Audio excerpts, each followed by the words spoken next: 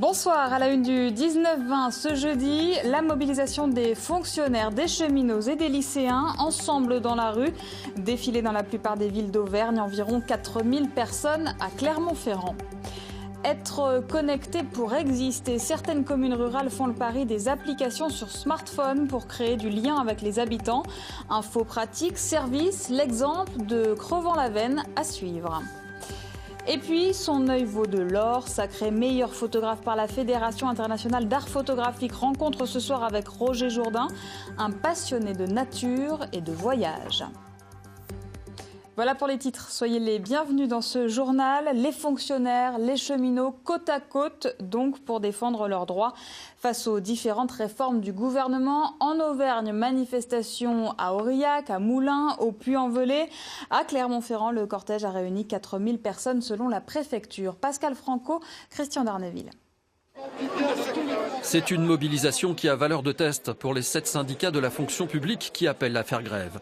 Sur la place du 1er mai, ils sont entre 6 000 selon les syndicats et 4 000 selon la police.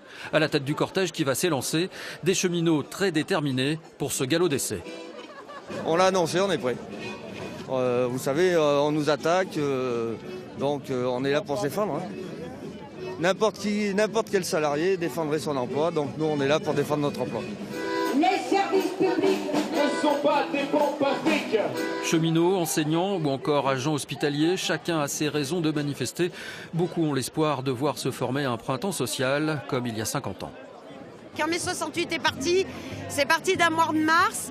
Là, je me dis que c'est aujourd'hui ou jamais qu'il faut y aller et qu'il faut montrer notre colère. Mais cette colère, elle n'est pas pour nous, elle est pour le public, elle est pour les soins, elle est pour nos enfants, pour nos petits-enfants, pour nos anciens qui ont bossé et à qui on refuse les retraites. Et je me dis qu'aujourd'hui, oui, il pourrait se passer quelque chose. Solidarité avec les cheminots et les services publics. Le cortège est rejoint par des étudiants et des lycéens. Si la jeunesse se mobilise, des retraités plutôt remontés sont aussi présents. Ma prime est imposable, pleinement. Chaque année, pendant 4 ans, M. Macron va me prendre 1 800 € par an. Voilà, ça correspond à 150 € par mois. C'est 1 800 par an. Donc voilà, et pour y avoir une retraite de 1 500 € par mois. Donc c'est honteux, au bout de 45 ans de travail. Merci M. Macron. La mobilisation a aussi été importante dans l'Allier où 2000 personnes se sont déplacées de tout le département pour manifester cet après-midi à Moulins. Manifestation également à Aurillac. Les lycéens se sont joints au mouvement, partis de leurs établissements. Ils ont convergé ce matin vers la manifestation des fonctionnaires. Sur place, Claude Bernard avec Lily Rib. Depuis le début de la semaine, l'info a circulé sur les réseaux sociaux. Résultat, ce matin, ils étaient 250 à 300 venus de plusieurs établissements de la ville à se retrouver devant ce lycée aurillacois. Alors je vous invite à me suivre et à manifester. Notre soutien aux fonctionnaires, aux professeurs, aux infirmiers, aux hôpitaux et encore au Conseil général. Encore merci à vous et allons-y. En cortège, les lycéens ont rejoint la manifestation des fonctionnaires. Une initiative parce qu'ils se sentent solidaires des manifestants, mais aussi parce qu'ils ont leurs propres revendications. Contre la baisse des APL, contre la sélection à l'université, contre Parcoursup, contre toutes ces petites choses qui sont pour faire des économies et qui ensuite sont données aux plus riches avec la suppression de l'ISF. Donc nous on est là pour défendre nos intérêts, pour soutenir les services publics, les fonctionnaires, etc. Au total, quelques 1200 manifestants se sont retrouvés sur le rassemblement face à l'hôtel du département. Parmi eux donc, ces lycéens aurillacois. Moi ça m'inquiète pour mon avenir, oui, parce que là on a un président, moi j'ai l'impression, je vous le dis, c'est peut-être un peu violent, mais j'ai l'impression de retourner loin dans la société, là où on n'avait pas encore de droits sociaux, là où il y avait une possibilité d'avoir des totalitarismes qui montent, et là c'est ce que j'ai peur. Pas encore suffisamment structuré, au fil de la matinée, le mouvement lycéen s'est quelque peu disloqué. Et malgré ce contexte social, le ministère de l'Éducation nationale a publié hier les indicateurs de résultats lycée par lycée, ville par ville. Ça n'est pas à proprement parler un classement, mais des données qui permettent d'évaluer les établissements en se basant sur les résultats du bac l'an dernier. Le détail en Auvergne, Alexandre Rosga. Ce classement des lycées d'enseignement général et technologique prend en compte plusieurs critères, notamment le taux de réussite au bac des terminales et la qualité de l'accompagnement des élèves, en prenant en compte le taux d'accès à l'examen des secondes. 10 lycées d'Auvergne affichent entre 96 et 100% de réussite au bac. 6 dans le Puy-de-Dôme, 3 en Haute-Loire et 1 dans le Cantal. Les premières places avec 100% revenant au lycée Saint-Géraud à Aurillac, au lycée Fénelon et Massillon à Clermont-Ferrand et Chartreuse-Paradis à Brive-Charensac. Ce 100% de réussite des établissements privés peut être relativisé si on prend en compte la sélection intervenue à l'entrée en seconde, ce qui n'est pas le cas dans l'enseignement public. Si on ajoute le critère du taux d'accès au bac des secondes, le lycée public Simone Veil au Puy-en-Velay arrive en tête du classement. Seul le lycée Fénelon à Clermont-Ferrand se maintient dans les 3 premiers de ce palmarès. Et on parle encore d'éducation ce soir, éducation à notre patrimoine culturel, des traditions sauvegardées par une école de musique de Saint-Bonnet-Près-Rion. Les Braillots sont ainsi devenus une référence en matière de musiques et de danse traditionnelles du Puy-de-Dôme. 30 000 élèves du département ont pu se familiariser avec cette culture locale. L'école des Braillots, c'est le grand format de ce 19-20 signé Valérie Riffard, Pascal Franco et Laurent Janin.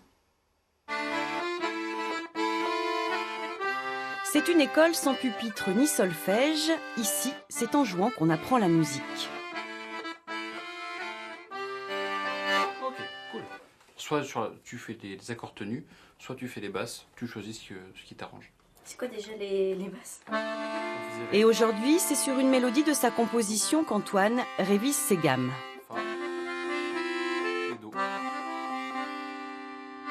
La particularité, là par exemple avec Antoine, on travaille uniquement sur l'apprentissage oral, c'est-à-dire qu'on ne se sert pas de partition, en tout cas pas pour ce morceau-là, d'autant plus que celui qu'on travaille, c'est une composition d'Antoine, sur une danse traditionnelle, sur une bourrade de temps, mais c'est une mélodie qu'il a écrite lui. En fait, on cherche des notes qui peuvent donner un assemblement correct, qui peut être dansé, et après, ça se fait tout seul.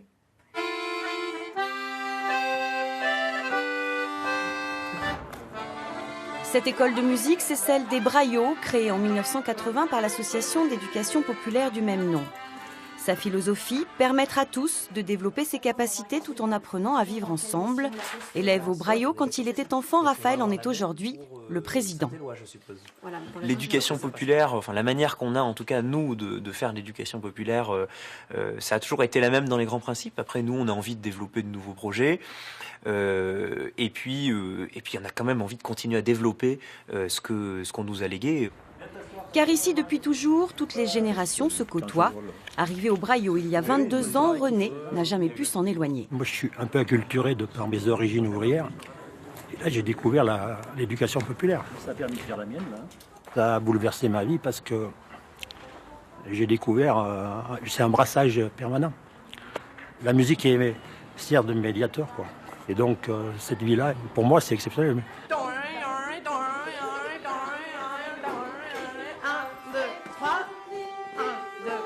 Former, transmettre, une vocation que l'école des Braillots ne réserve pas qu'à ses élèves.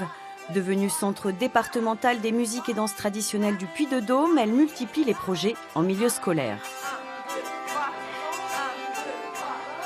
Avec Oral Orchestra, le dernier en date, elle offre au cours moyen de l'école de Marsal l'opportunité d'apprendre à jouer d'un instrument pendant 2 ans, instrument prêté à chaque élève par l'association. On a tous essayé tous les instruments et après on a noté sur une petite feuille, on avait 3 choix. Le premier choix c'est celui qu'on voulait faire et après on pouvait en faire d'autres. Et moi j'ai préféré la vielle à roue. Alors pourquoi ? Parce que c'est un instrument que c'est déjà facile à apprendre et surtout que j'en avais déjà vu quelque part et que je me rappelle plus où c'était mais j'avais bien aimé. Je fais de la clarinette. Et je trouve que c'est super bien. Après, au début, quand on n'a pas l'habitude et qu'on fait la mélodie là, qu'on vient d'apprendre, je trouve que ça fait un mal autour ici. Ça fait très mal. À l'école de Marsal, l'apprentissage d'un instrument est donc au programme, au même titre que les maths ou le français. Ils n'ont pas choisi d'apprendre ces choses-là, comme ils n'ont pas choisi d'apprendre toutes les choses qu'ils apprennent à l'école. Et pourtant, tout marche. Donc ils apprennent avec goût, avec plaisir. Et puis ils sont très attentifs, ils sont assidus. Ça marche. 2, 3. Si ce projet existe, c'est grâce au soutien financier de la commune et des fondations Carasso et Rion Terre d'Auvergne. Mais pour faire fonctionner leur école, les Braillots comptent d'abord sur eux-mêmes et s'autofinancent à 90%. Pour le reste, si l'État et surtout le département mettent toujours la main au portefeuille, la communauté de communes s'est désengagée en 2016 avant de finalement revenir sur sa décision. On a effectivement craint de devoir fermer l'école de musique parce que l'augmentation des charges était trop importante par rapport à la baisse des subventions. On a organisé un bal de soutien, on a dû augmenter de 20% le prix d'entrée à l'école de musique, ce qui est significatif. Et très récemment, on vient d'avoir la promesse d'une aide de l'Interco, ce qui fait que normalement on devrait pouvoir ouvrir en 2018-2019. Et si cette aide se pérennise, on pourra dire que l'école de musique est sauvée. Fondamental, l'enseignement de la musique traditionnelle n'est pas la seule mission des Braillots, qui en assure aussi le collectage. Ce personnage-là, qui est M. René Jouet, il nous a appris énormément de choses dans les années 80 sur la bourrée telle qu'elle était dansée dans les Combrailles, ou en tout cas telle que lui, il l'a dansée dans les Combrailles. Et grâce à tout ce travail, cette culture se transmet de génération en génération. Mes parents sont dans cette association, mais toute ma famille est dans cette association, donc du coup, j'ai toujours été là-dedans. J'ai toujours baigné dans la musique trad.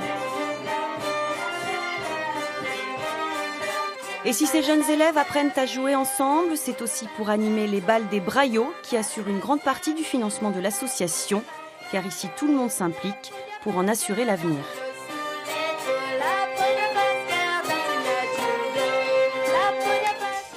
Comment maintenir de la vie dans les villages? La commune de Crevant-la-Veine, dans le Puy-de-Dôme, a peut-être trouvé une solution en créant une application mobile. Elle permet aux habitants et à la mairie d'échanger des informations de toutes sortes. Une petite révolution numérique qui crée, vous allez le voir, du lien social. Maxime Vadoudendik, Julien Lecoq. Depuis le 10 janvier, chaque habitant de Crevant-la-Veine est en quelque sorte transformé en agent municipal.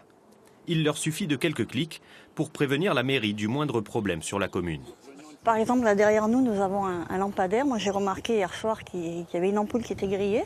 Donc, ce qu'on peut faire avec l'application, on peut signaler l'incident à la mairie. Et ça fait que l'incident est pris rapidement en compte pour que l'entreprise qui répare le lampadaire puisse venir plus vite. Cela fonctionne pour des problèmes de voirie, mais aussi pour signaler un animal errant ou un accident. L'information remontée par les habitants est alors vérifiée et traitée. Elle est même diffusée à tous les abonnés au besoin en seulement quelques minutes. Une petite révolution pour cette commune étendue.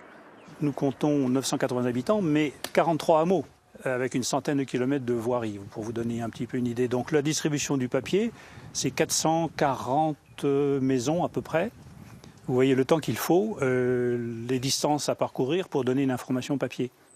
L'application permet aussi au quotidien de suivre les actualités du village. C'était d'ailleurs l'idée première de son créateur. Maoulaye Wakawi s'est installé ici il y a 12 ans, mais malgré les années, Crevant-la-Veine n'était pour lui qu'une cité dortoir. On n'arrive pas à vivre effectivement tout ce qui se passe dans la commune. À chaque fois, on rate des événements, que ce soit associatif, que ce soit au niveau de la mairie. Et du coup, c'était de se dire aujourd'hui comment faire pour créer du lien en fait et rester connecté à ce qui se passe dans la vie de ma commune, alors que je n'y suis que le week-end. Et son application séduit aujourd'hui. En 2 mois, elle compte déjà 234 abonnés, près d'un quart du village. À Saint-Bonnet-Près-Rion, le pari de la proximité via le numérique est relevé depuis 2015. Chaque semaine, les menus de la cantine sont affichés sur l'application communale. Elle liste aussi les actualités du village et un agenda répertorie chaque événement avec date et contact accessibles à n'importe quel moment. Ça permet de manière très rapide de voir la disponibilité de la salle des fêtes et de pouvoir réserver des événements ou de planifier des événements en fonction des disponibilités de la salle. Et ça, sans pouvoir se déplacer en mairie ou sans passer un coup de fil, directement via l'application. D'autres communes rurales du Puy-de-Dôme s'intéressent à ce type d'application et pourraient en adopter. Si en zone urbaine on a tendance à accuser le numérique d'éloigner les gens, dans la campagne, il pourrait les rapprocher. De l'eau dans le gaz à Vichy, entre la mairie et la compagnie de Vichy, le plus gros employeur privé de la ville. Depuis 165 ans, l'État confie la gestion des thermes à une société. La concession doit être renouvelée en 2030. Jusque-là, tout va bien. Sauf que l'État veut vendre les thermes. La mairie compte bien de son côté garder la main sur les sources. Explication, Pascal Félix, Stéphanie Vino. L'État veut vendre la station thermale. La ville de Vichy souhaite l'acheter, elle est même prioritaire pour cela. Elle accepterait de céder certaines installations à la Société des eaux et à lui laisser la gestion du thermalisme. C'est trop peu, regrette le président de la Société des eaux de Vichy. Lui vise l'ensemble des thermes et il a déjà des projets d'investissement pour la station. 15 millions d'euros, nous ne pouvons le faire qu'à partir du moment où nous sommes propriétaires des actifs d'exploitation. Nous avons prévu également de créer une nouvelle orientation qui est la dermatologie, qui permettrait d'avoir une meilleure synergie avec le laboratoire Vichy, créer des bureaux médicaux et surtout créer aussi un centre de médecine chinoise traditionnelle. Mais pas question pour la mairie de Vichy de tout vendre et certainement pas les sources elles-mêmes. De plus, la mairie accuse la Société des eaux d'avoir négligé l'entretien d'une part du patrimoine qui lui a été confié et de ce fait d'alourdir la facture de remise en état. Et effectivement, une grande partie du centre-ville de Vichy, c'est un peu d'ailleurs ce qui fait l'exception à Vichy, qui appartient à l'État et donc qui est géré par la compagnie de Vichy. Et ce fameux parc des Sources, qui est devant le Palais des Congrès Opéra, que tout le monde connaît en Auvergne, tout ce qu'il y a autour. Il y a une partie aussi là qui est moins visible puisque c'est des bâtiments fermés, mais qui est dans un état totalement délabré. Je regrette aujourd'hui que l'État et son gestionnaire, la compagnie de Vichy, n'aient pas réalisé régulièrement des travaux sur l'ensemble de ce patrimoine, puisqu'aujourd'hui, effectivement, c'est vraiment une tâche sur notre image. La Société des eaux, elle, se défend et affirme investir 3 millions d'euros chaque année pour le fonctionnement des infrastructures. Les deux parties ont probablement encore quelques mois pour discuter le dossier, car Bercy n'aura sûrement pas finalisé la vente avant l'été. Et pour apaiser les tensions, un verre de vin, mais sur la table, comment faire pour rivaliser avec les plus grands crus? Les vignobles dits confidentiels du Massif central se sont regroupés en collectif depuis 2012. Ils étaient à Paris en début de semaine pour faire déguster leur production. Vincent Diga, Loïc Blache. Les côtes rouennaises, 215 hectares de vignes, un confetti à l'échelle du vignoble français. Paris, une capitale à conquérir. C'est gamay 100%, donc ça a 10 jours de mise en bouteille, on est beaucoup sur le fruit, c'est très croquant. Ils viennent de la Loire et d'Auvergne, unis pour être plus visibles et influencer les influenceurs. Ça permet à même des toutes petites structures qui ont 2-3 hectares de participer à un événement sur Paris qui leur coûte pas cher, qui est d'une très bonne image qualitative. Aujourd'hui, on n'a reçu que des cavistes, des sommeliers, de la presse qui vont parler de nos vins, qui vont en vendre. Devant les viticulteurs, cet homme ne veut pas se faire connaître pour n'altérer ni la rencontre, ni la dégustation. Éric Gottolman, chef sommelier de la maison Bernard Loiseau à Saulieu. Je ne serais probablement pas allé sur le terrain pour essayer de défricher. En revanche, en voyant un collectif ici présent, ça me permet à moi de me donner une idée de l'appellation, de ses progrès ou de ce qui reste à faire, et de peut-être trouver des talents qui peuvent me séduire et me permettre de mettre en avant le travail effectué. Un travail qui voyage d'une couleur à une autre et pourquoi pas d'une région vers un autre continent. En France, 30% de la production est exportée. Ces petits vignobles ont là une carte à jouer, reste à savoir où les situer. On va sur Boude. Boude, on est au sud d'Issoire. C'est le terroir le plus au sud de l'appellation. On a réussi à faire venir des journalistes sur le terrain chez nous, pour faire goûter nos vins. Et on arrive aussi à toucher un public national, un public aussi pas forcément très averti dans le milieu du vin. Et ils arrivent à positionner notre région sur une carte de France, aussi de le positionner dans un rayon viticole. Et du coup, ça seul, on ne pouvait pas le faire, quoi. Donc c'est l'intérêt de ce collectif, quoi. Authenticité, rareté du produit ou vignoble à taille humaine, ces producteurs bénéficient d'un effet de mode. Mais la mode, ce sont ces distributeurs sommeliers ou autres restaurateurs qui la font et parfois la défont. Et on termine avec un portrait ce soir. Une fois n'est pas coutume, Roger Jourdain, photographe, se retrouve devant l'objectif. Il vient d'être désigné meilleur photographe par la Fédération internationale d'art photographique. Nous l'avons rencontré à Ambert, où il vit quand il ne parcourt pas la planète. Christian Lamorel, Julien Lanchasse.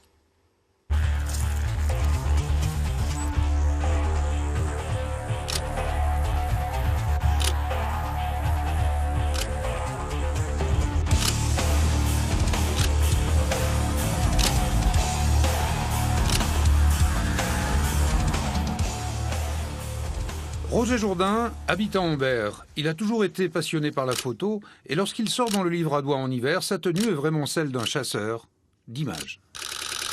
Je prends ce style de vêtement qui est spécial pour la chasse photographique et qui a un pot de velours.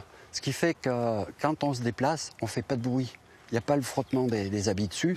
De plus, il est très intéressant parce qu'on a des genouillères et souvent, on se met à genoux et ça amortit le choc.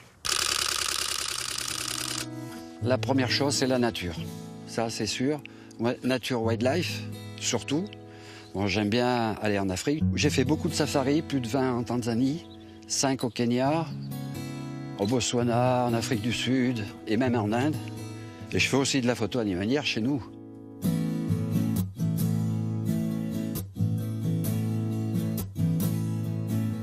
Un bon photographe nature ne doit pas seulement déclencher, il doit observer la nature et on passe de grands moments à observer la vie des animaux, la vie des mammifères, tout ça, avant de voir bien faire une super belle photo de comportement. Moi, c'est ce que j'aime. J'aime faire de la photo nature dynamique. Regarde, papy, tu fais un grand sourire.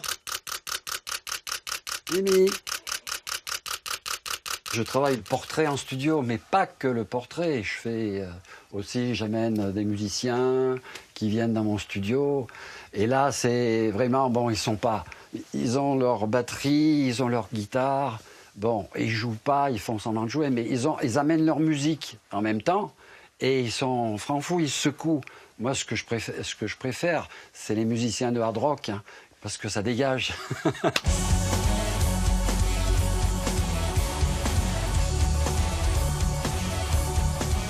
Que ce soit pour les portraits, les photos nature ou reportages, Roger Jourdain a obtenu le titre décerné par la Fédération internationale d'art photographique de Best of the Best en 2016, ce qui correspond en quelque sorte au titre de champion du monde, toutes catégories.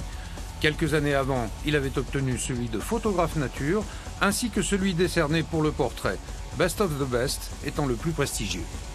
Best of the Best, c'est la première fois qu'un Français obtient ce titre. Attention, de la FIAP. La FIAP gère 1 500 000 photographes professionnels et amateurs. Sa maison est d'ailleurs remplie de récompenses glanées au fil des ans dans les concours internationaux. Il lui a fallu s'organiser pour pouvoir les ranger car il y en a plus de 1600.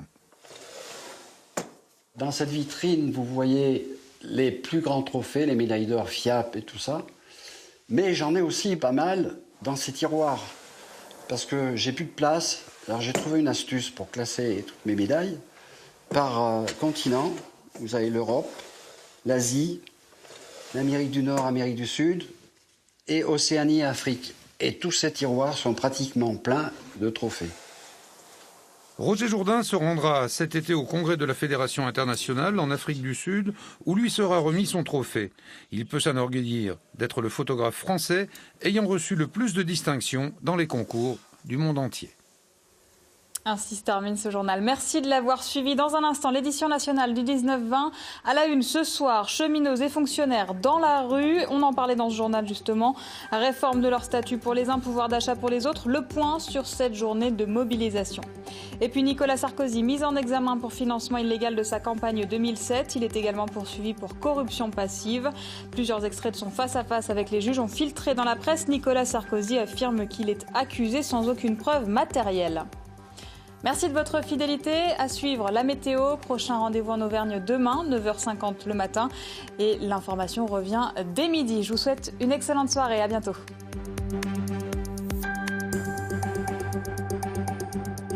Retrouvez toute l'actualité de votre région sur aura.france3.fr.